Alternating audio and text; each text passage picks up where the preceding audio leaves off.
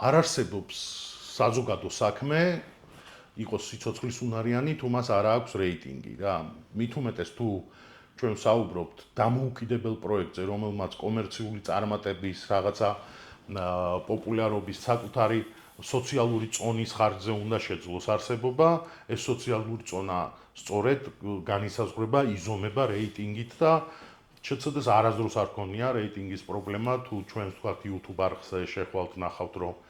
სერიების უმრავლესობას მილიონზე მეტი ნახვა აქვს, სხვადასხვა მომენტებს, სხვადასხვა ვთქვათ მუსიკალურ თუ სხვა ნომრებს ათობით მილიონი ნახვა აქვს, არის უამრავი უზარმაზარი სოციალური ეფექტი, რომელიც ხშირად გაზომილა და რაღაც თემებზე, რაღაც საკითხებზე, მაგალითად ქალების უფლებებზე და რაღაცებზე ნებისმიერი არასამთავრობო ორგანიზაცია, რომელიც ამ თემებს იკვლევს, დაგიდასტურებთ, რომ ჩემი ცოლის და ქალებს ძალიან დიდი სოციალური როლი ჰქონდა ამ თემების მინიმუმ აქტუალიზირებაში და მის გარშემო დისკუსიის გაჩენაში. ეს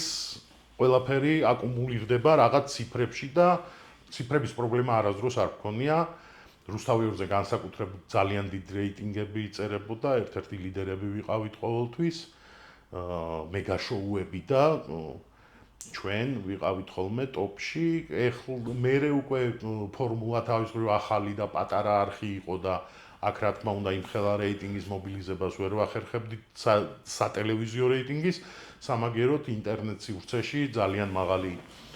ციფრები გქონდა, ჩვენ ნახვების უზარმაზარი რაოდენობა, ასე რომ ამ მხრივ ჩემი ცოლის და ქალებს არასდროს პრობლემა არ ქონიათ საზოგადოებასთან ურთიერთობის, როგორც უკან